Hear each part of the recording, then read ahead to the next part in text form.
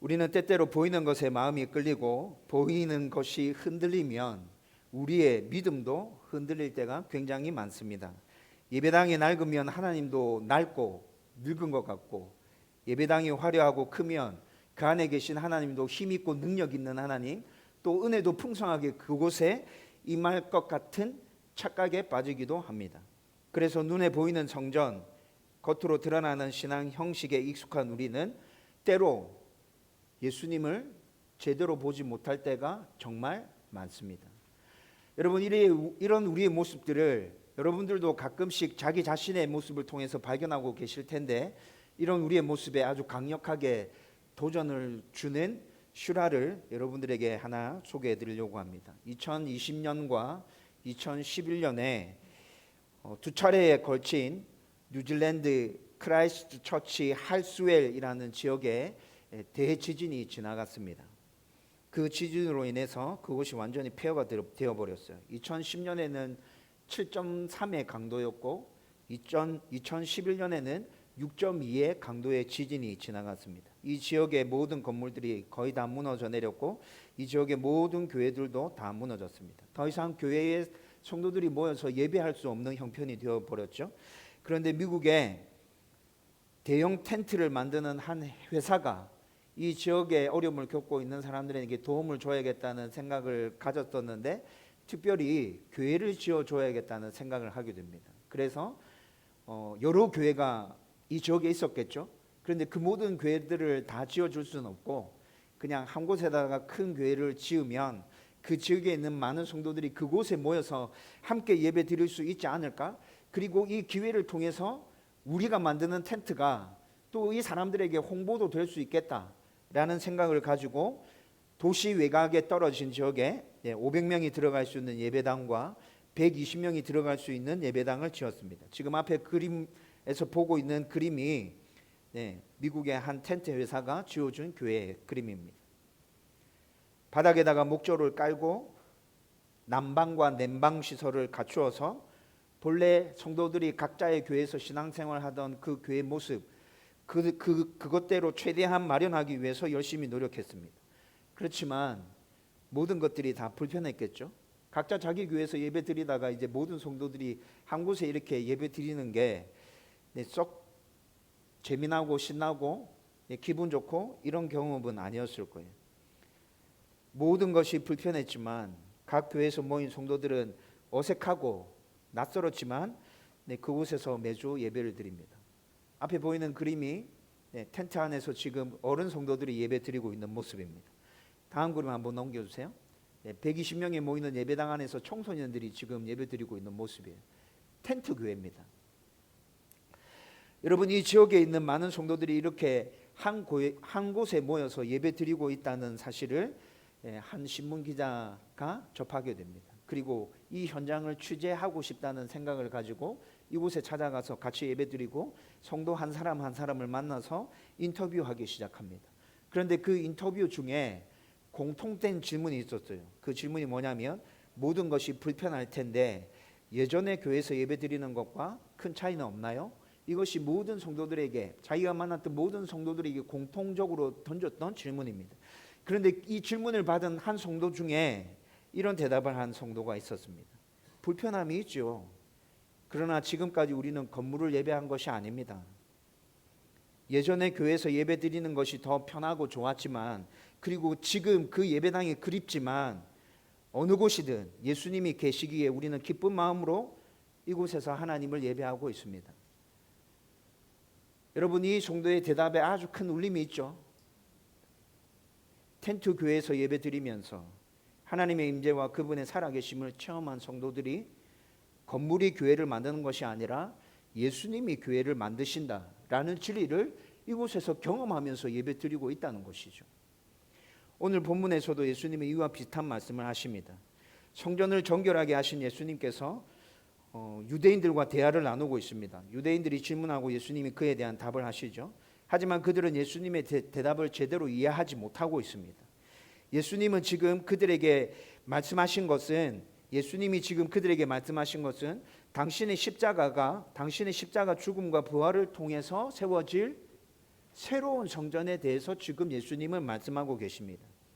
곧 하나님을 만나는 유일한 길, 이때 이 당시까지 하나님을 만나는 유일한 길이라고 사람들이 생각한 건 성전이었어요. 예루살렘 성전.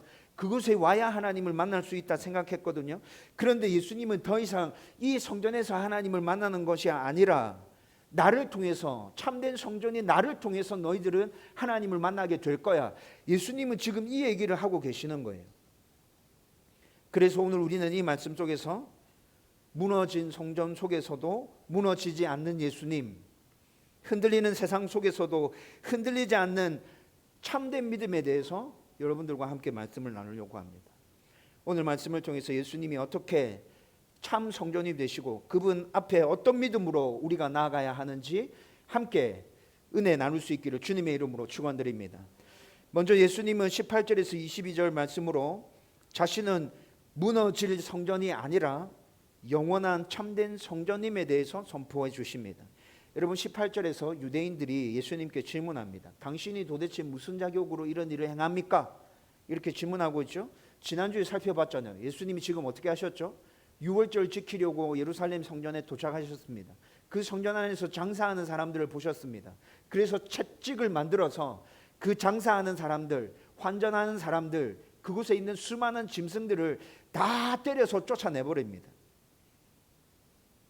예수님께서 이렇게 하시는 것은 이때 이 당시에 장사하는 사람들에게는 엄청나게 큰 충격으로 다가왔습니다. 왜 그렇습니까? 성전을 관리하고 있는 대제사장도 지금 우리한테 아무 말 안 하는데 네가 뭐라고 지금 일개 랍비가 갑자기 나타나가지고 우리한테 이 행패를 부리고 있는데, 여러분 장사하는 사람들 마음 가운데는 이런 마음이 불쑥 솟아오르겠죠.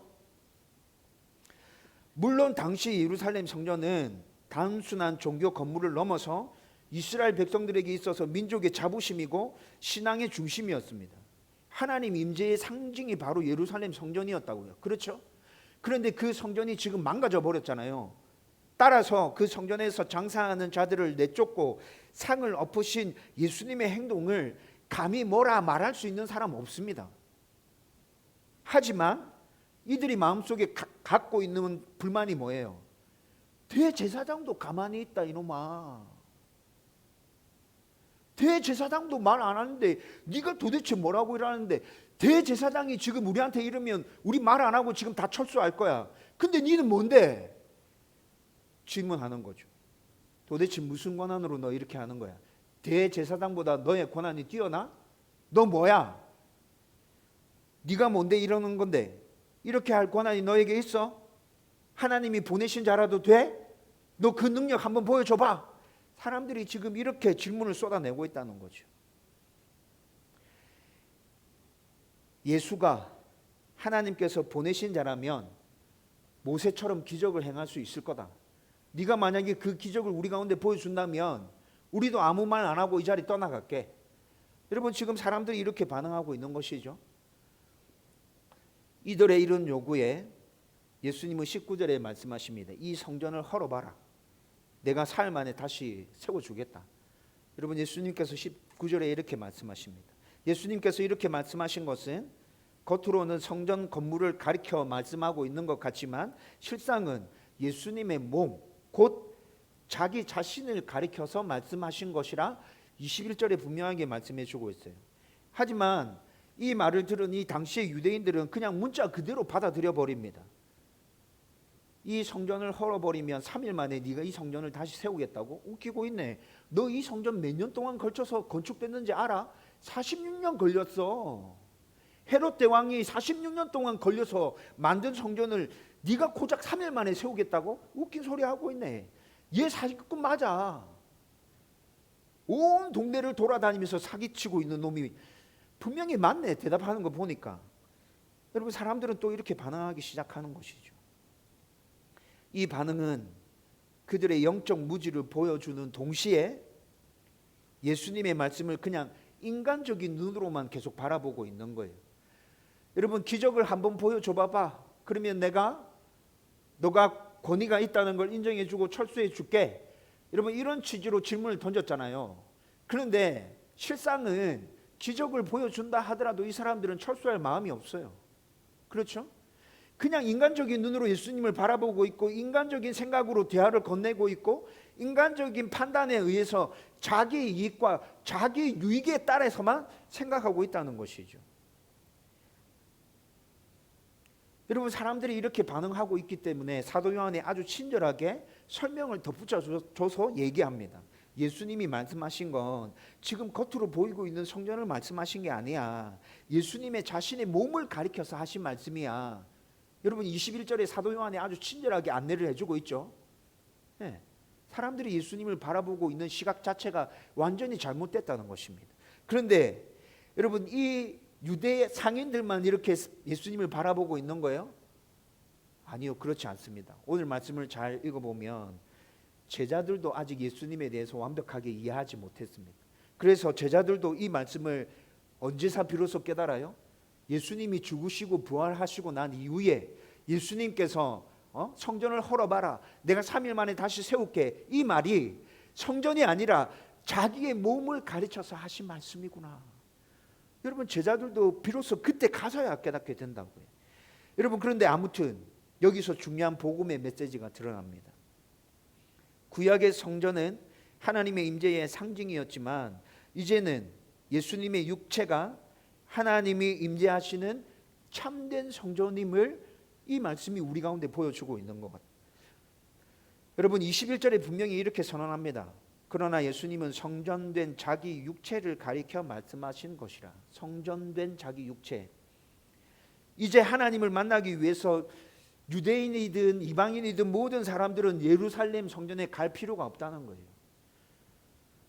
여러분, 예수님께서 십자가 지시고 부활하시기 전까지 유대인들은, 이 세상에 사는 모든 사람들은 하나님을 만나고 싶다. 어디로 가야 되죠?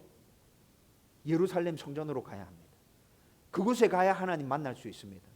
그런데 예수님께서 이제는 예루살렘 성전이 아니야, 내가 참된 성전이야 선언하십니다. 그 이후에 사람들은 하나님을 만나기 위해서 어디로 가야 됩니까? 예루살렘 성전으로 가야 됩니까? 아니요, 예수님에게로 가면 됩니다. 예수님은 지금 그 사실을 선포하고 계시는 거예요. 성도는 예수님 안에서, 예수님을 통해서 어디서든지 누구든지 언제든지 하나님을 만날 수 있게 된 것입니다. 그리고 22절은 사도 요한이 이 사건을 해석하면서 성도들에게 주는 중요한 신학적인 통찰을 담고 있습니다. 앞서 언급한 대로 제자들은 예수님이 부활하신 후에 이 말씀이 당신의 죽음과 부활을 말한 것임을 깨달았다. 제가 설명해 드렸죠. 제자들도 한참 후에야 이 말씀의 진리를 깨달았다고요. 여러분, 그렇다면 왜 예수님의 죽음과 부활이 참된 성전을 세우는 일이 될까요? 두 가지로 설명해 드릴 수 있습니다. 첫 번째는 예수님의 죽음, 예수님의 십자가 죽음은 옛 성전의 종말을 선언하신 것입니다. 예수님은 십자가에서 죽으시면서 요한복음 19장 30절에 보면 마지막으로 내뱉으신 말씀이 다 이루었다입니다. 다 이루었다. 여러분, 이 말씀을 하시고 예수님께서 십자가에서 운명하시죠. 여러분, 이 말씀에는 단지 구속사적 사명을 완수했다는 의미가 담겨 있을 뿐만이 아니라 구속을 이루는 모든 일들을 다 이루었다. 이것과 함께 율법과 제사 중심의 구약 성전 자체가 끝났음을 선언하는 말이었습니다. 다 이루었다. 이제 구약의 그 제사들, 이제 예루살렘 성전에서 이곳에서만 하나님을 만나는 그 모든 일들은 다 끝났다. 나를 통해서 누구든지 다 하나님 만날 수 있어. 어디서든지 하나님 만날 수 있어. 언제든지 하나님 만날 수 있어. 여러분, 예수님의 십자가 죽음은 그 일을 선포한 죽음이었다고요. 따라서 예수님의 죽으심은 더 이상 동물의 피로 드리는 제사가 필요 없음을 의미하는 죽음이었습니다.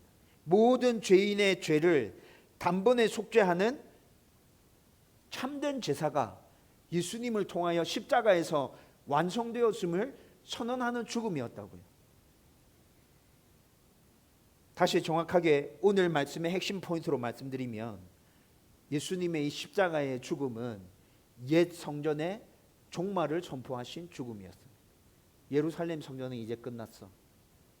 두 번째, 예수님의 부활은 새 성전의 시작을 의미하는 사건이었습니다. 여러분, 예수님께서 죽으셨습니다. 옛 성전의 종말이 선포됐어요. 예루살렘 성전 이제 끝났어. 거기서 제사 드릴 필요 없어. 여러분, 이렇게만 끝나버리면 굉장히 당황스럽죠. 그러면 지금 예루살렘 끝났으면 우리는 그러면 어디 가서 하나님 만나야지? 그럼 우리 제사는 어떻게 해야 돼? 우리 죄를 어떻게 씻음받아? 여러분, 사람들은 이렇게 헷갈릴 거예요. 근데 예수님께서 부활로 다시 선포하십니다. 새 성전이 시작되었다. 예수님의 몸은 십자가에서 무너졌지만 부활을 통해서 다시 세워졌습니다. 그리고 이 부활은 단순한 기적이 아니라 하나님의 임재와 교제가 새롭게 이루어지는 새 시대의 시작을 선포하신 사건입니다.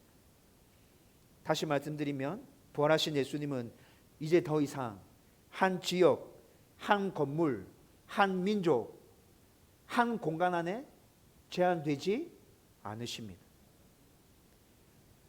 예수의 영인 성령이 우리 가운데 임하고 계십니다. 예수의 영인 성령이 저와 여러분들 안에 각각 임하고 계십니다. 그 영을 통해서 우리는 하나님 앞에 나아갈 수 있습니다. 참된 성전이신 예수님이 우리 안에 와 계시고 그 예수님을 통해서 이 자리에 계신 누구나 다 하나님께 나아갈 수 있다는 것입니다. 여러분, 그래서 성경이 얘기합니다. 서신서에 성도의 몸은 뭐라 얘기합니까? 거룩한 성전이다. 왜? 참된 성전이신 예수가 네 안에 거하지 않느냐? 그 예수를 통해서 너는 하나님께 나아갈 수 있지 않느냐? 고로 너도 성전이다. 너도 거룩한 성전이야. 하나님이 너 안에 임재해 계셔. 언제든지 하나님 만날 수 있어. 하나님이 너를 붙들고 계신다고. 여러분, 이 의미에서 모든 성도는 성전이라고 말씀해 주고 있는 것이라고. 여러분, 다시 분명하게 선포해 드립니다. 모든 성도는 예수 안에서 예수를 통해 하나님을 만날 수 있습니다. 여러분, 성전의 개념 변화 앞에 도표 보이시죠? 여러분, 이 도표로 다시 한번 정리해 보십시다. 여러분, 구약시대 때는 건물 중심의 성전이었어요. 예루살렘에 가야만 하나님 만날 수 있었어요. 그렇죠? 근데 신약에 와서는 건물 중심의 성전이 아니에요. 예수님이 성전이세요. 인격 중심의 성전. 저와 여러분들 안에 예수의 영이 성령이 임재하셔서 인격적으로 교제하시면서 우리로 하여금 하나님 만날 수 있는 길을 활짝 열어주셨다고요. 여기는 반복되는 제사를 드려야 했어요. 반복해서 제사를 계속 드려야 했어요. 근데 여기는 단번에 드린 예수님의 희생으로 우리의 모든 죄들이 사함받았다고요. 제한된 장소입니다. 제한된 임재입니다. 예루살렘 아니고는 하나님 만날 곳이 없었습니다. 그런데 이것은 예수님이 십자가 죽으시고 부활하신 이후에는 보편적인 구원입니다. 어디에서든 하나님 만날 수 있습니다. 모든 사람들에게 성전 되신 예수 그리스도가 임하셨고 그 성전 되신 예수 그리스도를 통해서 누구든지 하나님 앞에 나아갈 수 있다고. 마지막으로 여러분들과 하나 생각해 보려고 하는 포인트, 우리가 기억해야 할 것이 하나 더 있습니다. 참 성전이신 예수님은, 우리는 참 성전이신 예수님을 통해서 하나님께 나아가게 되죠. 그런데 그 참 성전이신 예수님을 통해서 하나님께 나아갈 때 예수님은 우리의 모든 것들을 다 아신다는 것입니다. 예수님을 통해서만 하나님께 나아갈 수 있습니다. 그런데 우리가 예수님을 통해서 하나님께 나아갈 때 우리의 모든 것들을 예수님께서 다 아십니다. 예수님이 유월절에 행하신 표적으로 많은 사람이 그분을 믿었다고 말씀하고 있습니다. 그런데 오늘 24절 25절 말씀 읽어보면 예수님은 그들을 믿지 않으셨다 이렇게 얘기합니다. 23절 말씀에 예수님이 유월절에 행하신 표적으로 많은 사람들이 그 표적을 보고 믿었다 얘기하는데 24절 25절에 예수님은 어떻게 하셨다 말씀하신다고요? 그들을 믿지 않았다 이렇게 얘기합니다. 여러분, 예수님이 유월절 지키러 성전 올라가셨죠? 올라가셔서 성전이 엉망진창이 된 걸 보셨습니다. 그래서 채찍 만들어서 난동 부리면서 다 쫓아냈습니다. 여러분, 그리고 난 다음에 유월절은 며칠 동안 계속 이어져요? 한 주간 동안 유월절 계속 이어져요. 그렇죠? 예루살렘을 청결하게 하시고 난 이후에 유월절 절기들이 계속 지켜진다고요. 그런데 그 한 주간을 예수님이 유월절 지키면서 예루살렘에 계시면서 많은 사람들에게 하나님의 말씀을 들려주고 병자들을 고치고 귀신들을 쫓아내신 사역을 하셨습니다. 단지 말씀이 자세하게 기록되어지지 않았을 뿐입니다. 그래서 23절에 6월절에 행하신 많은 표적을 보고라고 얘기하고 있는 거예요. 여러분, 이것이 아주 정상적인 추측이라는 걸 알 수 있는 말씀이 요한복음 4장 45절에 가면 등장합니다. 요한복음 4장 45절에 가보면 갈릴리인들도 예수께서 명절에 예루살렘에서 하신 일을 다 보았기 때문에 그를 영접하였더라, 이렇게 얘기합니다. 여러분, 요한복음 4장 45절의 말씀은 이때 이 당시 6월절 절기가 끝나고 난 다음에 갈릴리 사람은 어디예요? 갈릴리 호수 근처에 사는 사람들 얘기하는 거잖아요. 예루살렘은 사해 근처죠. 그러니까 여기 사는 사람들이 6월절을 지키기 위해서 예루살렘에 왔어. 그래서 한 주간 동안 예루살렘에서 6월절을 지켰어. 그리고 난 다음에 예수님께서 표적을 행하시는 거 다 봤어요. 다 경험했어요. 그리고 6월절을 지키고 난 다음에 자기가 살던 있는 갈릴리로 돌아갔어요. 근데 얼마 있지 않아서 6월절에 예루살렘에 계셨던 예수님이 갈릴리로 오셨던 거예요. 근데 예루살렘에서 예수님이 기적과 표적을 행하는 모습을 다 지켜본 사람들이, 갈릴리에 살았던 그 사람들이 어떻게 했다고요? 요한복음 4장 45절, 예수님을 믿었다고 얘기하고 있어요. 구체적인 말씀이 드러나 있지는 않지만 6월절에 예수님께서 그곳에서 가르침을 행하셨고 기적을 베푸셨고 병자들을 고치셨고 귀신들을 쫓아내는 사역을 하셨구나. 여러분, 이것이 추측 가능하다는 말이죠. 그렇죠? 사람들이 예수님께서 베푸시는 표적을 보고 예수님을 믿었어요. 그런데 예수님은 그들이 겉으로는 믿는 것 같지만 속으로는 아직 나를 신뢰하고 있지 않다, 메시아로 받아들이고 있지 않다라는 걸 예수님이 아셨습니다. 그래서 그들을 믿지 않았어요. 아니, 목사님 23절에 분명히 많은 사람이 예수를 믿었다 말씀하고 있는데요, 이거 말씀이 틀린 거예요? 여러분, 요한복음 전체를 읽어보십시오. 요한복음 전체를 쭉 읽어보면 기적이 일어나고 난 다음에 믿었다 말하는 표현이 굉장히 자주 등장합니다. 기적이 일어나고 난 다음에 사람들이 그걸 보고 믿었다, 이 표현이 자주 나타나는데, 여러분, 그런데 요한복음에서 말하는 그런 패턴들은 표면적이고 일시적인 믿음을 가르치고 있습니다. 그들은 진짜 예수님이 누구이신지 모릅니다. 그냥 단지 기적이 보였기 때문에 믿습니다. 그 기적이 끊어지면 그들은 다시 돌아설 겁니다. 기적을 행하셨기에 나에게 뭔가 크다란 유익이 올 수 있겠다, 저분 곁에 있으면 내 문제가 해결될 수 있을 것 같아, 저분 곁에 있으면 엄청난 일들이 벌어질 것 같아 라는 생각을 가지고 따르는 수많은 사람들이 있었다고요. 근데 그거는 표면적인 믿음일 뿐이고 일시적인 믿음일 뿐입니다. 그래서 24절 말합니다. 예수님은 이런 그들의 마음을 다 아셨습니다. 이는 친히 모든 사람을 아심이요. 예수님께서 모든 사람을 아셨다는 거죠. 25절에 가보면 더 강조해서 말합니다. 사람의 속에 있는 것까지도 아셨습니다. 말하지 않았어요. 펴내지 않았어요. 속에 그냥 감추고 있어요. 포장하고 있어요. 그런데 예수님은 그것마저도 다 아셨습니다. 이 말씀은 예수님이 단지 표적을 행하시는 선지자나 능력자 정도가 아니라 사람의 마음 깊은 곳까지 아시는 하나님의 아들이심을 증언하는 말씀입니다. 여러분, 구약 성경에 사무엘상 16장 7절 말씀, 하나님은 무엇을 보시는 하나님? 하나님은 중심을 보시는 하나님, 우리의 중심을 보고 계신다고요. 말하지 않아도 여러분들의 마음에 뭐 들었는지 아신다고요. 여러분들의 고민과 여러분들의 문제와 여러분들의 아픔과 슬픔이 무엇인지 말하지 않아도 하나님은 알고 계십니다. 여러분들의 포장이 어떤 것인지, 감추는 것이 무엇인지 말하지 않아도 아십니다. 예수님은 지금 그 하나님의 자격으로 사람의 내면, 믿음의 진정성, 위선과 진심을 꿰뚫어 보고 계시는 것입니다. 우리가 믿음처럼 보이도록 잘 포장해도 중심을 아시는 주님 앞에서는 우리의 신앙이 그대로 다 드러나게 되어져 있습니다.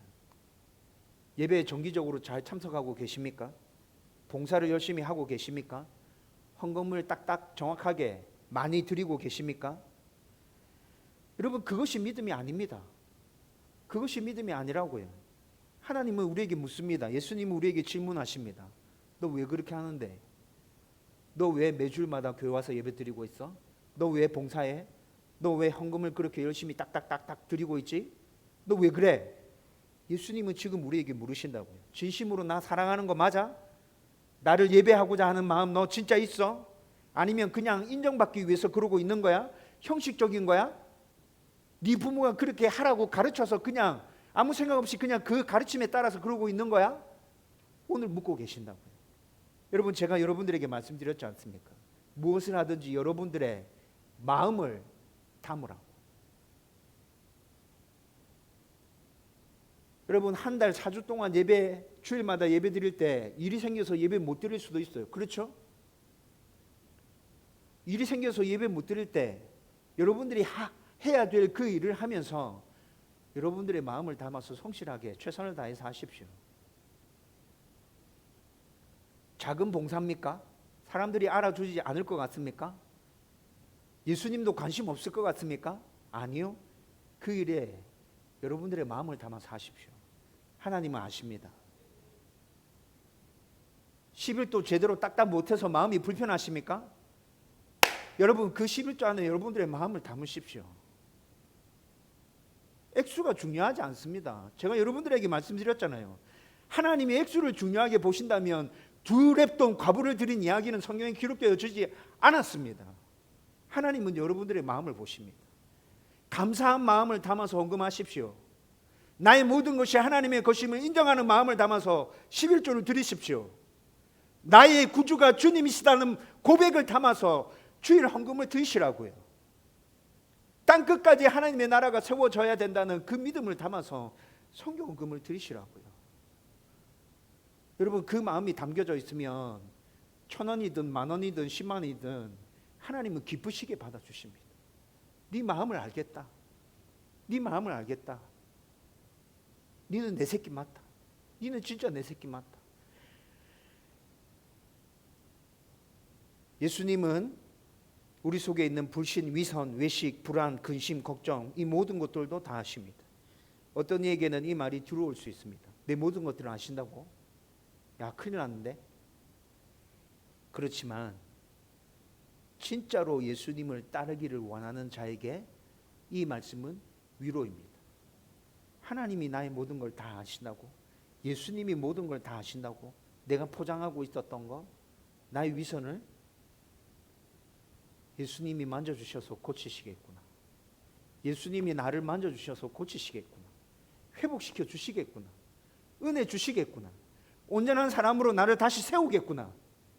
하나님이 이런 연약한 나를 꼭 붙들어서 지켜주시겠구나. 여러분, 예수님을 참되게 믿고자 하는 사람에게는 나의 모든 것들을 다 하신다가 위로로 들려오지 않습니까?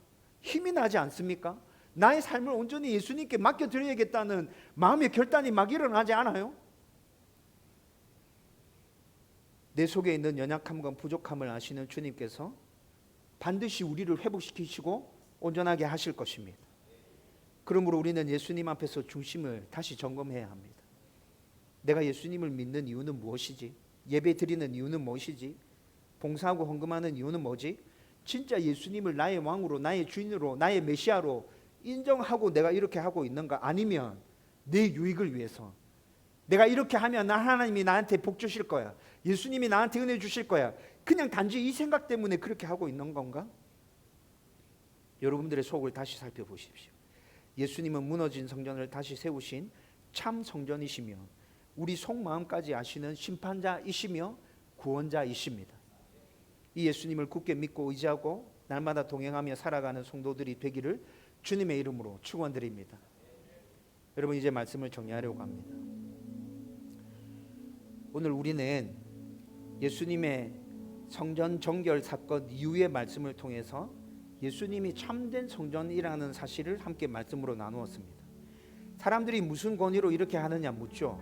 예수님은 이 성전을 헐면 내가 사흘 만에 다시 세우겠다 말씀하십니다. 사람들은 이 말을 이해하지 못했지만 예수님은 돌로 된 건물을 말씀하시는 게 아니라 자기의 몸, 곧 십자가와 부활을 통해서 새 성전을 온전히 이루어 주실 것에 대해서 말씀하신 것이었습니다.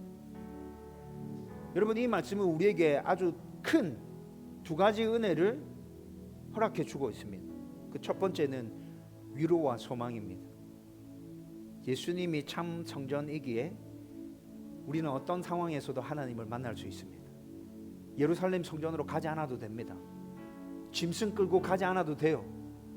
예수님이 참 성전 되시기 때문에 예수님을 통해서 언제 어디든지 누구든지